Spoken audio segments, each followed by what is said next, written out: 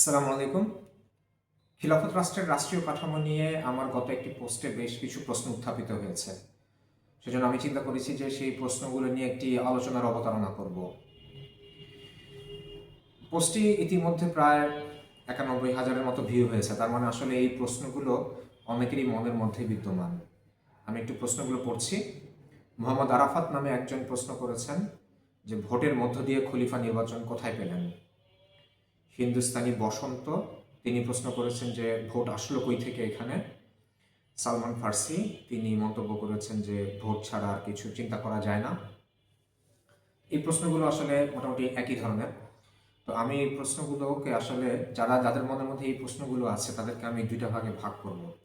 প্রথম ভাগ হচ্ছে যে ওই সকল মুসলিম ভাইয়েরা যারা আসলে গণতন্ত্রকে হারাম মনে করেন এবং সেই সূত্রে তারা আসলে ভোটকে বা নির্বাচন ব্যবস্থাটাকেও তারা হারাম মনে করেন, এবং সেজন্য তাদের মনের মধ্যে এই প্রশ্নগুলো যে ভোটের মাধ্যমে তাহলে কিভাবে মজলিস শুরা নির্বাচিত হবে, ভোটের মাধ্যমে তাহলে আমরা কিভাবে খলিফাকে নির্বাচিত করব, কারণ ভোট তো হারাম। এই দৃষ্টিভঙ্গি থেকে তাদের এই প্রশ্নগুলো মনের মধ্যে উদয় হয়েছে। প্রথম বিষয় হচ্ছে যে ভোট হচ্ছে জনপ্রিয়তা যাচাই করার একটা মাধ্যম।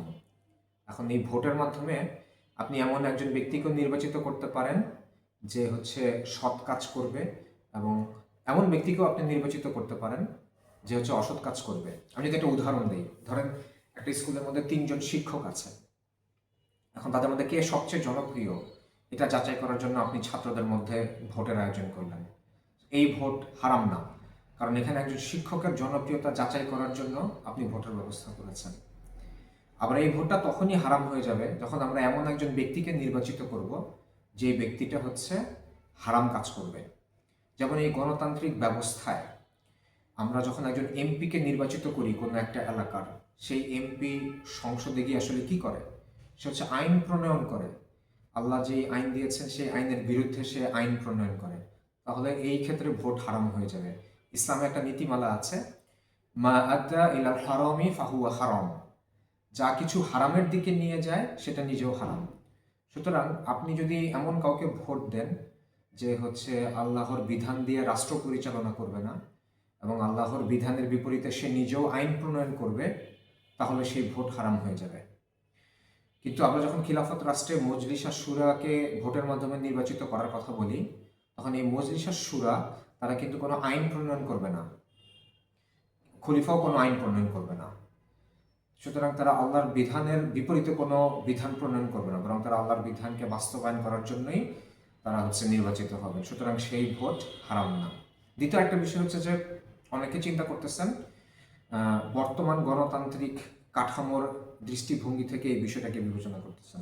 তারা ভাবতেছেন যে তাহলে এখন যদি আমরা ভোট দিই, ভোট দিয়ে মজলিস আর শুরাকে নির্বাচিত করি, সেই মজলিস আর শুরা একজন খলিফাকে নিয়োগ দিবে এবং এভাবে হচ্ছে খিলাফত রাষ্ট্রটা প্রতিষ্ঠিত হবে। এই অ্যাঙ্গেল থেকে কেউ কেউ চিন্তা করতেছেন না। আসলে এই রাষ্ট্রীয় কাঠামোটা এই গণতান্ত্রিক ফ্রেমওয়ার্কে জন্য উদাহরণ হিসেবে তৈরি করা হয়নি। এটা হচ্ছে খিলাফত রাষ্ট্রের রাষ্ট্র কাঠামো। যখন খিলাফত রাষ্ট্র থাকবে, মানুষ জানবে সে মজলিস আর শুরাকে নির্বাচিত করতেছে আইন প্রণয়নের জন্য না। মানুষ জানবে যে সে যেই খলিফা দ্বারা শাসিত হবে তিনি হচ্ছে আল্লাহর বিধান বাস্তবায়ন করবেন। সেই রাষ্ট্রের রাষ্ট্রীয় কাঠামো হচ্ছে এইটা। এটা কোনো গণতান্ত্রিক রাষ্ট্রের মধ্যে এই রাষ্ট্রীয় কাঠামো ইমপ্লিমেন্ট করে আমরা ভোট দিয়ে মজলিস আর শুরা নির্বাচিত করে সে হচ্ছে কি একজন খলিফাকে নির্বাচিত করবেন, ব্যাপারটা আসলে এরকম না। তো এই কারণেই হচ্ছে যে এই বিষয়টা নিয়ে অনেকের মধ্যে একটা দ্বিধাদ্বন্দ্বের সৃষ্টি হয়েছে। তারপরে আমরা যদি দেখি যে আলিফ হাসান তিনি একটা প্রশ্ন করেছেন যে খলিফা নির্ধারণের প্রসেসে যেই শুরা গঠিত হয় ওইটা কি জনগণের ভোটে হবে কিনা। তাহলে আমার কাছে সবচেয়ে ভালো লেগেছে হচ্ছে আবরার কারিবের প্রশ্ন।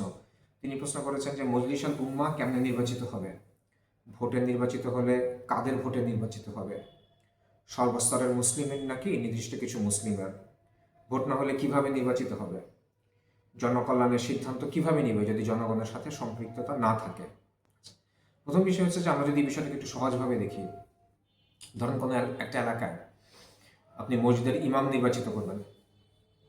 এখন ওই এলাকায় ইমামতি করার যোগ্য মাত্র একজন ব্যক্তিই আছে, তাহলে তো আসলে ভোটাভুটির প্রয়োজন নয়। সবাই জানবে যে এই একজন ব্যক্তি আসলে ইমাম হওয়ার যোগ্য। ভোটাভুটি কখন দরকার হয়, ভোটের মাধ্যমে যাচাই করাটা কখন প্রয়োজন হয়, যখন আসলে একাধিক ক্যান্ডিডেট থাকবে, অর্থাৎ ইমামতির যোগ্য 3 জন 4 জন বা একাধিক ব্যক্তি হচ্ছে ইমামতির যোগ্য, তখন হচ্ছে আসলে ভোটের প্রয়োজন হয়। এখন ইমামকে নিয়োগ দেওয়ার ব্যাপারে কারা ভোট দিবে? ডেফিনেটলি ওই এলাকার জনগণ ভোট দিবে।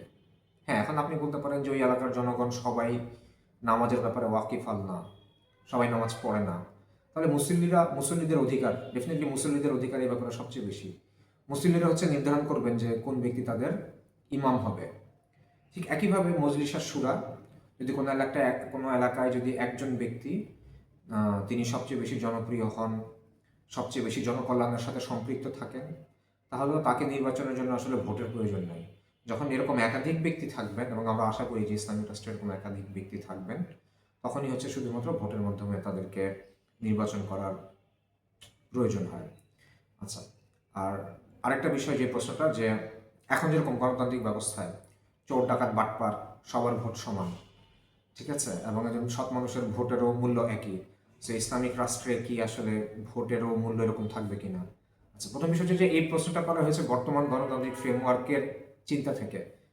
যারা এই প্রশ্নটা করছেন তারা আসলে মনে করছেন যে ইসলামিক রাষ্ট্রের মধ্যেও বোধহয় চোর ডাকাত বাটপার দুর্নীতিবাজ দিয়ে ভরা থাকবে। আসলে ব্যাপারটা এরকম না। হ্যাঁ, তারপর যদি আমরা এরকম ধরি যে খিলাফত রাষ্ট্র ইনশাল্লাহ যখন প্রতিষ্ঠিত হবে, তখন প্রাথমিক দিকে এরকম অবস্থা থাকতে পারে, অনেক বেশি সৎ মানুষের চেয়ে অসৎ মানুষের সংখ্যা অনেক বেশি। সেক্ষেত্রে হতে পারে, এটা একটা আলোচনার বিষয় হতে পারে যে প্রত্যেকটা মসজিদের মুসল্লিরা আসলে মজলিস আর শুরার সদস্য নির্বাচিত করবেন। এটা আসলে আলোচনার ব্যাপার, ঠিক আছে, কিন্তু ব্যাপারটা এরকম হবে না যে গণতান্ত্রিক রাষ্ট্রে যেরকম অসৎ লোকজন বেশি, মূর্খ লোকজন বেশি, ইসলামিক রাষ্ট্রের মধ্যে হচ্ছে গিয়ে একজন সৎ ব্যক্তি এবং একজন ফাসিক বা একজন জালিম ব্যক্তির ভোট আসলে সমান হবে। তো আসলে বিষয়টা এরকম না। ফয়সাল মোহাম্মদ উনি প্রশ্ন করেছেন যে গণতান্ত্রিক সিস্টেমকে নাম চেঞ্জ করে কিছু আরবি নাম লাগাই দিলে কি খিলাফত হয়ে যায় কিনা। আসলে এই প্রশ্নের উত্তর দেওয়াটা আমি অরুচিকর মনে করতেছি। তারপর 7 নম্বরে হচ্ছে মোহাম্মদ আজিজ হাসান, তিনি প্রশ্ন করেছেন যে খিলাফত প্রতিষ্ঠা সম্ভব না। ওয়েল ফাইন, আমরা আসলে খিলাফত প্রতিষ্ঠার বিষয়টা বাস্তবতা দিয়ে বিবেচনা করি না, আমরা আকীদা দিয়ে বিবেচনা করি। আর আল্লাহ সুবহানাহু ওয়া তাআলা কুরআনে আমাদেরকে জানিয়েছেন যে এটা হচ্ছে আল্লাহর ওয়াদা, তিনি মুসলমানদেরকে শাসন কর্তৃত্ব দান করবেন, খিলাফত দান করবেন, যেভাবে পূর্ববর্তীদেরকে দান করেছিলেন, এবং মুসলমানদেরকে ভয়ভীতির পরিবর্তে একটি শক্তিশালী অবস্থান মুসলমানদেরকে দান করবেন। সো আমরা আল্লাহর ওয়াদায় বিশ্বাসী। বাস্তবতা যতই মনে হোক না কেন যে খিলাফত প্রতিষ্ঠার জন্য উপযোগী না, আমরা আমাদের আকীদা থেকে এই বিষয়টা দেখি। আর বাস্তবতা থেকে যদি আমরা দেখি যে আজ থেকে 10-12 বছর আগে ফেসবুকে দেখা যেত যে নাস্তিকরা, সেকুলাররা তারা পোস্ট দিত, এবং আমরা ইসলামপন্থীরা ওখানে গিয়ে কমেন্ট করে তাদেরকে রিফিউট করতাম।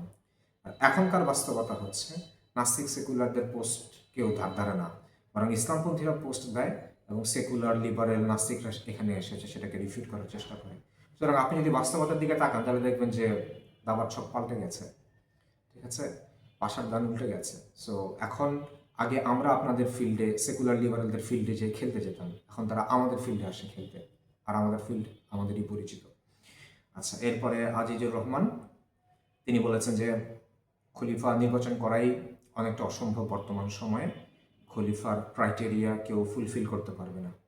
ওয়েল, খলিফার ক্রাইটেরিয়াগুলো নিয়ে আমি ইনশাল্লাহ খুব দ্রুত আরেকটা পোস্ট দিব। তো আজকে এ পর্যন্তই। আশা করি যে প্রশ্নগুলো আপনাদের মনে উত্থাপিত হয়েছে তার কিছুটা হলেও হয়তো সংশয় নিরসন করতে পেরেছি। আসসালামু আলাইকুম ওয়া রাহমাতুল্লাহি ওয়া বারাকাতুহু।